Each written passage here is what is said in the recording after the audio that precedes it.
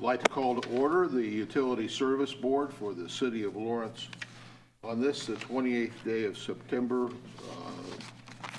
2021. And we do have a quorum present. All members are present. And we will begin by the reading of the COVID-19 statement. Thank you. The Utility Service Board may impose reasonable restrictions on the number of attendees to control audience density in consideration of the existing COVID-19 national emergency. The public may participate remotely by dialing 312-626-6799 and entering the following meeting identification code, 838-1279-4155, followed by the pound sign. If you'd like to provide comments remotely, please email them to mrothenbush, so that's MROTHENBUSH at cityoflawrence.org. Thank you. Thank you. Our first order of business will be the approval of the minutes of our regular meeting of September 14, 2021. Mr. Chairman, Dave Parnell, so moved. Tracy Boyd, second. Been moved and seconded. And any additions or corrections to the minutes? If not, we will vote. Dale? Aye. Dave? Aye. Tracy? Aye. Zach? Aye. And I vote aye as well. The minutes are approved. Next order of business will be the payment of claims. The claims were sent out to you for your review by email. I would entertain a motion that we approve the payment of the claims. Mr. Chairman, Dave Parnell, so moved. I'll second. Been moved and seconded. Any questions or discussion regarding any of the claims? If not, we will vote. Dale? Aye. Dave? Aye. Tracy? Aye. And Zach? Aye. I vote aye as well. The payment of the claims are approved. Report of our utility superintendent, Scott. Good evening, everyone. So tonight we have a couple of items on the agenda. The first is the cleaning up a procedural type error that was made with regard to the disposal of 7750 Oak Landon Road. The recommendation, the board voting to recommend that the mayor do this should not have been conducted during the public hearing, but after.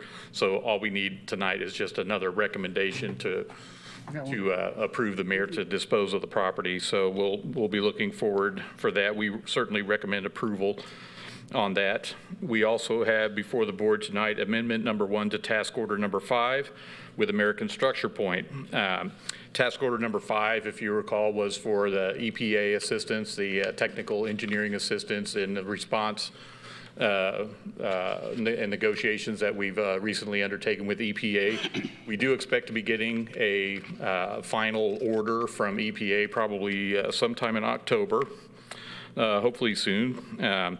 But at any rate, in order to, so some of the things we know are coming in this order are the things that are addressed with this task order 5, such as the work that we need to do to update and recalibrate our model.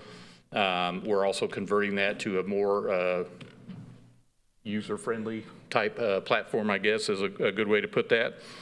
And also that that we need that in place in order to then start running analyses and evaluations in order to design our fixes for our chronic SSO areas, as well as address other areas within our system. So this is a $719,400 amendment added on to the existing PO for $25,000. So we're looking for a total of $744,400, which will come out of our sewer capital. So we do need to get this going. So that's why we have it on the approval or on the request for approval at tonight's meeting. So this again will inform our sanitary sewer corrective action plan, which will be another thing that we will have to submit as part of the order in addressing all the issues that will come out of our EPA order. So we do recommend approval of that amendment. I do want to touch a little bit on recently, our utility operation has had kind of like a revolving door of employees. We've been losing people a lot of times just to our lack of adequate pay levels. So one of the things that we're going to be doing, and obviously this has been made worse by the COVID impacts on the workplace and economy. So the simple fact is that we need to start offering more money to attract and retain good, high-quality people that are going to enhance our operations and make us strong. I mean, just right now we have 2 positive cases affecting our operations that has resulted in others being exposed who are now quarantined. Paul, like 4 of them? Pending test tomorrow. So these impacts are real. And so we need to get our staffing levels back up. So, and we just had one of our licensed plant operators just popped in one day, decided to give us 2 weeks notice that he's retiring. So, of course, we've got that position advertised, and we're looking for people, but we've got to get them in here. But in the meantime, and I just say this just so that we're aware, we're coming up on our budget season in November. There are going to be, at least I'm putting in some significant changes to our salary resolution for 2022 to get our pay levels up to where we could be competitive, not only across the board with other municipalities in central Indiana, but also the private sector, which is also taking a lot of our people. So just wanted to make sure everybody was aware of that. That is an issue that is affecting us right now. Yes. In regard to the COVID issue, do we believe most of our staff is vaccinated? I wouldn't have any idea what the percentage is. We do have a list that we're starting at work. But nice if they could be encouraged to be vaccinated. That would help solve. Well, we certainly encourage that. Problems, Yeah, we certainly encourage it, but we can't mandate it. Obviously, under state law, we cannot mandate vaccinations here in the workplace as a municipality, but we do encourage it. And we hopefully we'll see a lot more of our employees take advantage of that, especially now that it should be fairly obvious how this impacts our operations, and hopefully they would be motivated to. It's not a matter of, you've got 2 choices, to get vaccinated or get COVID. Yeah. You're going to get it sooner or later if you don't get vaccinated. Everybody is that doesn't get vaccinated. Yes. Then our sewer rate study, as you know, is underway. We don't have anything to report as of yet. They're still like in the information gathering phase of that. I do want to mention that I also plan on having a water rate study performed in 2022. As soon as they finish up with the sewer rate study, our last water rate study was in 2016, 2017. Of course, it resulted in that rate increase, but I feel it's time to look at that again, especially in the light of the fact that we have to address our staffing levels and our pay issues. There might be a need for some small adjustment in our water rates, but I don't expect that would be very large as far as a percentage increase. On the good news side of things, as you all know, we were awarded, we were one of 20 municipalities out of well over 400 that applied that we did receive a SWIFT grant in the amount of $2,050,000. And so we will combine that with a matching amount of $2,050,000 from the ARP money that the city has received. And we'll be moving forward with sanitary sewer rehab in the old part of Lawrence, which we've already had Structure Point. If you recall, we have a task order 4 with Structure Point, which we pinpointed 5 areas in the old parts of the city to target for. These were repairs that were noted in the original SSES, but that we hadn't fixed yet. So we want to start addressing those. the total amount actually of repairs that need to be done, and just in the 5 areas we selected, are actually exceed $11 million.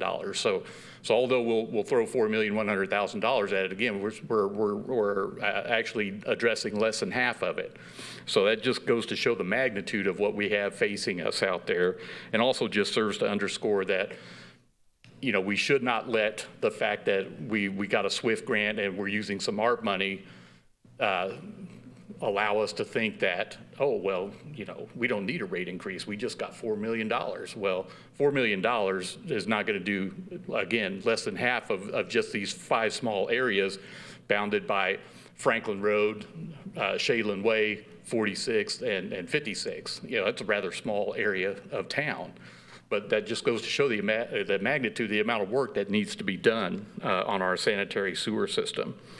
So at any rate, we're going to start moving forward with those plans. I don't know exactly when all the money hits the various city accounts, but as soon as we have an agreement that I think Caitlin needs to review with the mayor, and then once that's done, then that will be executed, and then I think then the disbursements can happen. Some more good news is we finally got our meters that we ordered some time ago for the 2021 meter changeout program, which, you know, we should have already started, but we just received the last of the meters last week. And so we've contacted the contractor, and we are going to launch that project. So we hope to see that. Probably won't get finished maybe entirely in 2021, but probably soon after the turn of the year, we'll have those 2,500 new meters installed. And we have received materials on our Maple, Zeller, Wallingwood water main replacement, and also our Phase 2 Contract B water main replacements. The pipe has been delivered. And so we'll start seeing some activity on those 2 projects here real soon. Again, these projects, that represent an investment of over $5 million in our water distribution system. So it's good stuff. And then finally, we're going to bid out our 52nd Street elevated storage tank project. We're estimating right now maybe around $500,000. Don't have a solid estimate on that for yet, but we had had a meeting with TIC, Tank Industry Consultants. They're the engineer on that project.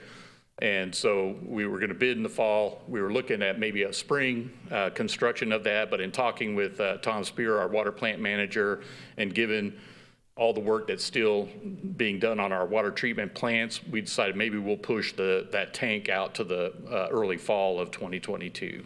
That way, we know that we'll have all 3 plants online and operating before we take that tower out of service. So that's about it for my report. Be glad to take any questions. Any questions, comments? Hi, this is Tracy. I have a question and a comment. If we could go back to a couple of your earlier agenda items, I couldn't hear what Dale was saying, so if this is redundant, I apologize. As it relates to COVID-19 and how we look at our model for, staff and all of that, would you say that you're prepared going forward for your virtual office?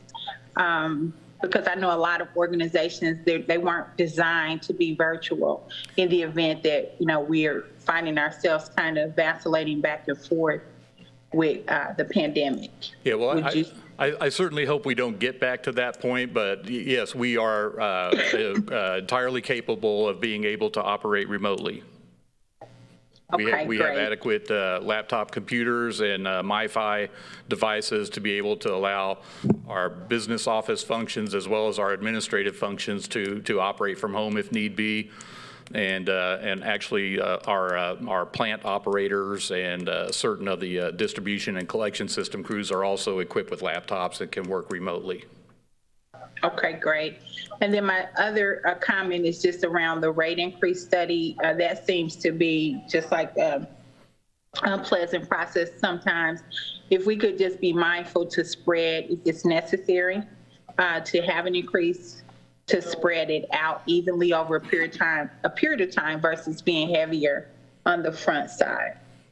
Yes, that's already been discussed with the company doing the rate study, Baker Tilly. We've already had that discussion. And also, we've also discussed addressing, keeping those 2 low-volume user rates. Great. Thank you. You're welcome. Okay, thank you. Anything further? Scott? Well, thank you, Scott, for your report. You're Good welcome. work. Moving forward with our agenda, unfinished business, we do not have any listed this evening.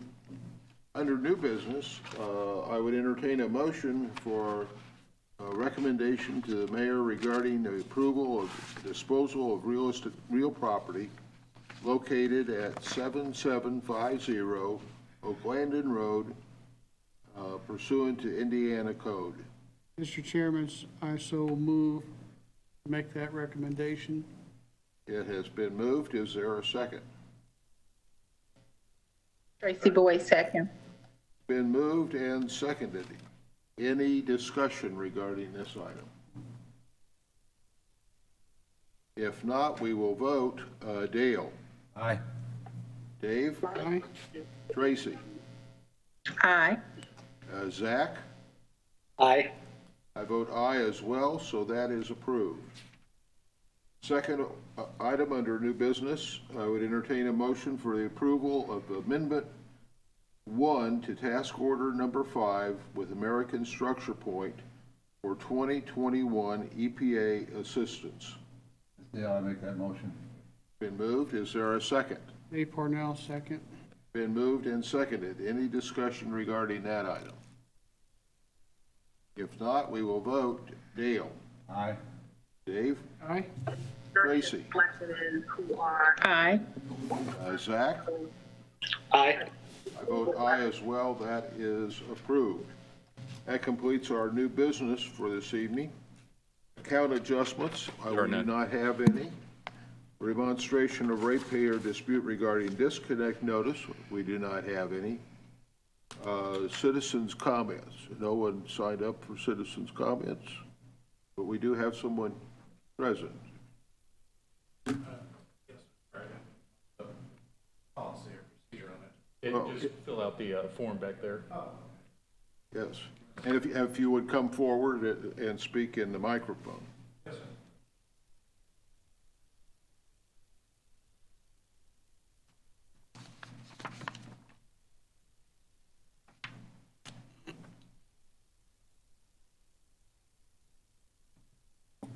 Let's find this.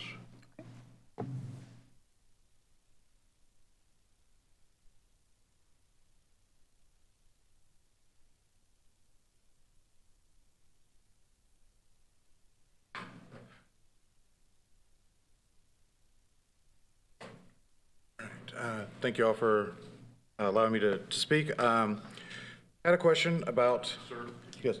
your name and address. Oh, Yeah, sorry. please go ahead. My name is Michael Totten. I live at 7831 East 46th Street. And when I had inherited the property from my father, I had put in utilities, started, had a question that the office was unable to answer. I haven't found it online anywhere on it, so it was suggested that I come to you, and it's been a while I've been trying to do it, but, you know, very busy with life. And that was basically, is there a reason why we do not or cannot have budget billing for the water and sewer? So that it would make my life easier, doing 2 jobs, to know what I've got to pay each month. I can't imagine how it wouldn't make anyone's life easier to be able to do it as a consumer. We are able to do it with our other utilities. Why not with the water? Well, I might be able to address that to some degree. With your other utilities, your electric, for instance, and your natural gas, the volume that you use from month to month varies substantially. So in the winter months, for instance, your gas usage would be much higher than it would be in the summer or spring months. And electric would also vary. With air conditioning, it'd be much higher in the summer than it would be maybe in the spring and fall. With our utilities, with water and sewer, there would not normally be much in the way of seasonal variation in the bill. So People don't water their lawns? I think there's an adjustment for, Scott, is there not, for water? Yes, there is a summer sprinkling rate which automatically adjusts people's sewer bills during the summer sprinkling months based on the months leading up to just I think it's a 4-month period up to the start of the watering months, so that your sewer bill during the months that you water, because that water is not going down the sewer, it's reflective of the months you don't water. Okay. Okay, so that affects for that, but with electric and gas, as you said, we pay for it when we're not using as much, we prepay into it, or we pay it off depending on when the budget starts, when we're not using as much. But we have an adjustment for not using the sewer, but we don't have an adjustment for using the water. So can we not do the same thing with the water to spread it out so that the lawns, if we are watering, or if we know that particular times of year they might get more people in the household because non-custodial parents are getting their kids for the summertime. That's going to increase their water bills during the summertime, but they're not going to have in the wintertime. You know, there are various reasons for people to have fluctuations in their water usage. And from a practical standpoint, with the other things you have going on, having a set amount knowledge of how much you have coming in has got to be able to help with your budgeting. Okay. I don't know that this is, to my knowledge, this has not come up before. Scott, do you have any historical? No, actually, I can't remember that this has ever actually come up, but I'm certainly open to researching and looking into the matter. And we are going to be in the process of doing a rate study, so possibly that could be a factor in the. Especially if rates are going to go up, it would help to ease the burden for everyone to know that this is going to be the same amount each month. And then, you know, there's different ways of determining at the end of the month if we're to pay too much, too little, how that can be done. Some companies do it for 11 months and then they have 1 month true up. Some will adjust the budget based on, so you paid too much, we're going to go ahead and lower your budget and we're going to take this credit that you have and spread it out over the next 12 months, or vice versa. That's an option. Or you get sent a check at the end of the year to clear it up if you've overpaid, and if you've under, here's a bill you got to pay to keep it. I mean, that's entirely different options that you guys have for it, but I can't, like I said, it's just, as someone who does not have time to look at my bills every night. Sometimes I go a couple of weeks before I have time to sit down and go through these. It would just make my life easier. I know it's going to should make a lot of customers' lives easier, and I've not heard any reason why it wouldn't also help make your positions easier. Well, we're certainly willing to look at that.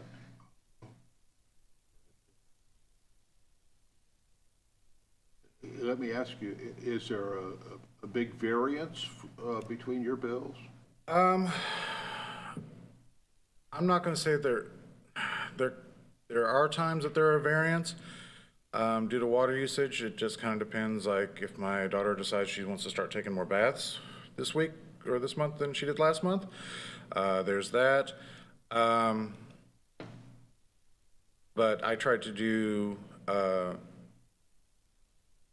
a a budget sort of myself where I would just go ahead and I looked at my bills from the last year and added up and said, okay, well, let's hopefully, as soon as I get a bill that is less than what I want to go ahead and pay each month, I'll go ahead and start sending that much in to try to do it. But that's been causing some, my wife's been kind of questioning doing that process because it's like, well, but we've, you know, we don't need to pay it this month, yes, but we might need to pay, might peak jump up next month. We're just not sure. I mean, we have animals, we have people, at various times, we have fluctuations in water usage. To what degree? I've not taken the time to look at in depth. But just that we've had it. It's not been close to the same amount every month, but I haven't had time to do a study of myself to find out why it's been like that. Well, we appreciate your coming in and your input. Any of board members have any? You said you inherited the house. How long have you been at this? 3 years. This kind of family, you know, we have 3 years of record about what your usage is. Correct. Based on your family now. Yes. So Scott, could we look at that and see how much he varies and see if it, you know, he said he hasn't really looked at it, and we can get the detail out and Right. see how much it would help or if it's worth it or not to develop a program for what maybe one person. Right, no, I definitely don't expect it to be just for me, but I'm thinking that there are properties that have rather large lawns, and I'm sure that they would appreciate not just having a sewer bill. I mean, I'm sure they appreciate their sewer bill not going up during the summertime, during the watering period, but I'm sure that they would appreciate the ability to go ahead and pay for the water they're going to use during the watering times, during the non-watering times. Well, we can look into it and see how much variance there is, in yours at least, and see how much, what that would be. Okay, Okay, well, thank you very much. thank you. There's nothing further. I would entertain a motion that we adjourn. Mr. Chairman, I make a motion, we adjourn. Dave Pornell. I'll take it about second. Been moved and seconded. We will vote. Dale. Aye. Dave. Aye. Tracy. Aye. And Zachary. Aye. Yeah, I vote aye as well. We are adjourned.